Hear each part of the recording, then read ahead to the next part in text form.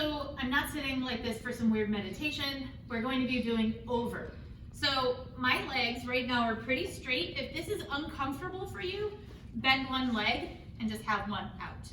So I'm going to teach Captain to jump over my leg. And again, we're going to use a lot of touch for this. So he's on my left. Captain. Yes. So again, a weird thing to ask our dogs. Many of them will either step on us or run around the outside of our foot. They'll go around this way. Over. Yes. So I'm holding my hand up and out. Yes. So that way you can just get comfortable moving around in space. Ready? Sit. Over. Yes. As he gets better with this, I might want to add some height. Let me get a regular chair. Oops, sorry buddy, I didn't mean to step on you. If you want to add height, or prevent your dog from running around your foot, you can use a wall or a chair. So let's say he was running around the outside. I now have a barrier here. Hi friend, good boy. But I want to add a little bit of height and not use all of these flexors in my hip. Back up. So now I can just have him jump a couple inches. Cap, over. Yes, over. Make sure when you're doing this that you're doing it on a rug or a surface that's not skiddy.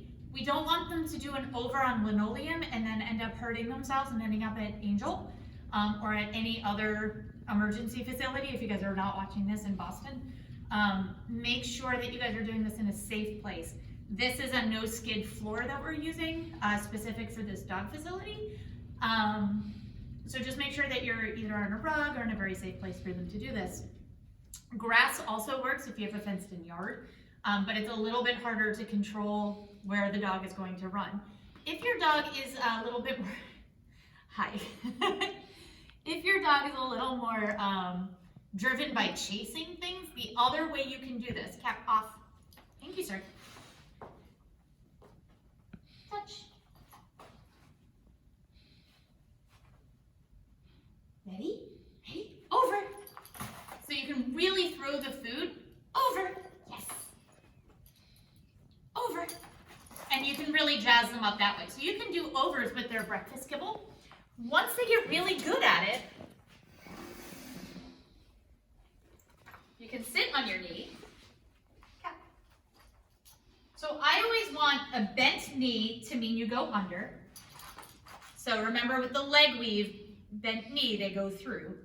A straight leg is what's going to indicate to jump over. So I'm going to straighten my leg here. Over. Yes. So he has to give me a little bit more of a hop. Over. Yes. So again, not on linoleum, not on wood. Over. Yes. As he gets better, then you can have a little bit of fun. Sit. Wait. See if you can build up to over time over the next couple weeks. Cap, over. Good boy. And have a little bit of fun with this. This one, especially if your dog likes to run. Sorry, buddy. Here we go. Sit. Stay. Over.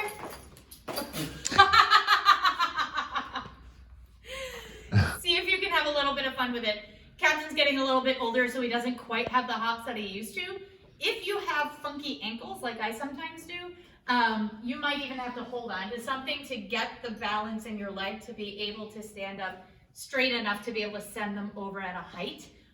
You just want to be careful that you're not jumping the dog higher than they're physically able to do, and that when they land, they're going to be landing in a safe place.